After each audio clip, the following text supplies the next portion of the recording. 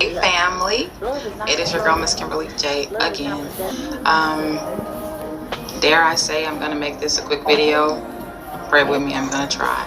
I had to come back on here and address this. I was going through some of my comments. In case you guys don't know, I suffer from insomnia, so I am still up. Yes, don't think your clock is messed up. It's like 4 something in the morning. I'm still awake. Probably be up all night. Anywho, real briefly, I was checking my inbox messages and I got a message from a young lady. I communicated back and forth. We're just going over the past couple hours, so I decided I would make a quick video about this.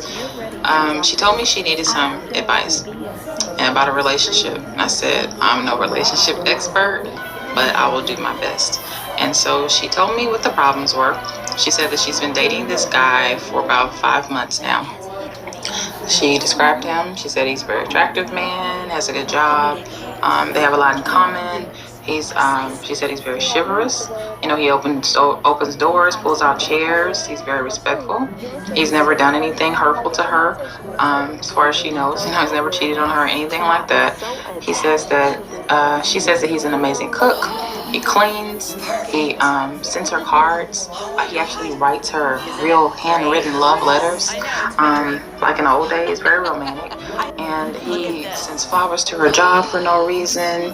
He just pampers her, you know, just telling me all these wonderful things. So I was just waiting for her to get to the problem. And as she, you know, continued to tell me about him, I was kind of like, okay, sounds like a good guy, great guy, actually, you know. I'm waiting for the punchline. And when I'm, you know, reading it, I get to the end of the message and there was nothing. So I wrote her back. I said, what's the problem? And she said, everything I said. She said, that's the problem. I said, which part is the problem? Him writing you letters, sending you flowers, taking you out, cooking, cleaning for you. She went so far as said this man will go grocery shopping for her. He'll get everything off the list that she wants, pay for it with his money, bring it to her house, unload it, cook the meal for her, wash the dishes when he's done, and go home just to make sure she has enough food for the week. And where are you going to find a man that does all of that every day? That's rare, okay? So I was like, great for her. She's looked up upon a rare find. And so when it was all said and done, she told me this. And I know you've heard this famous expression before. The problem is, he's too nice. So I was like, great for her. She's looked up upon a rare find. And so when it was all said and done, she told me this. And I know you've heard this famous expression before. The problem is, he's too nice. I just want to let that marinate in. I just want y'all to really hear. I'm going to say it again. He's too nice. That is the problem. She says she's never had a man. Like I said, we conversed back and forth for a couple of hours in the inbox messaging. She says she's never had a man to treat her the way he's treated her. She's had a lot of bad relationships. She's been in abusive relationships. She's kind of giving me her history. So I said, okay, when you're not used to something good, it can be a little overwhelming, or it can be like, whoa, you know, is this too good to be true? But when did it become a bad thing?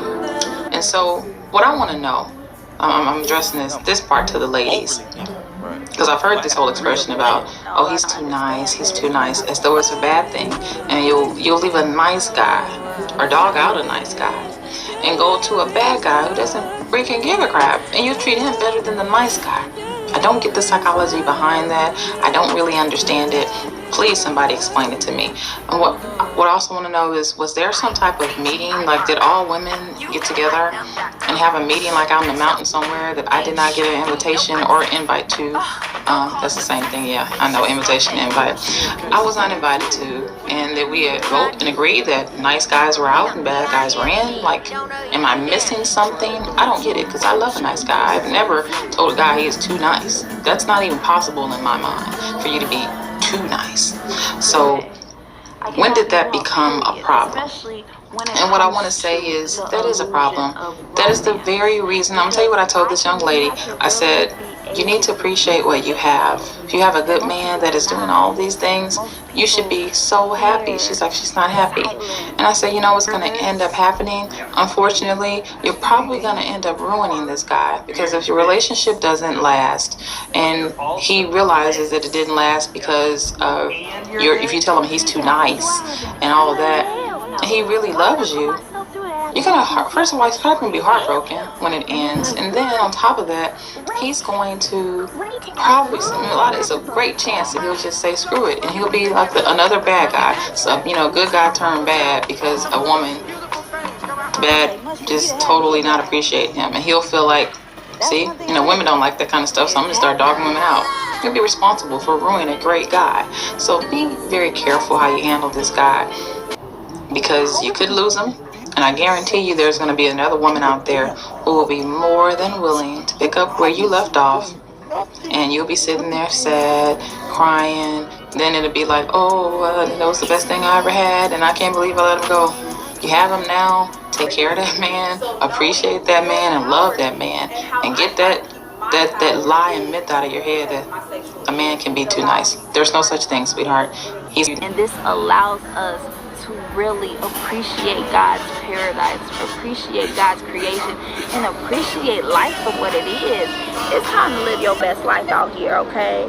Don't wait to do what's best for you. Don't wait to experience happiness. Start immediately. Start now with where you're at and what you got. Because if you just realize, okay, I can breathe, I got clothes, I am blessed.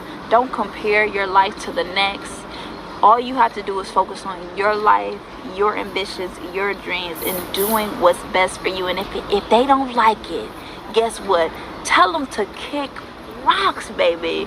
Because we don't need anybody to add to stress, to add to none of this chaos, because it's already a lot going on here.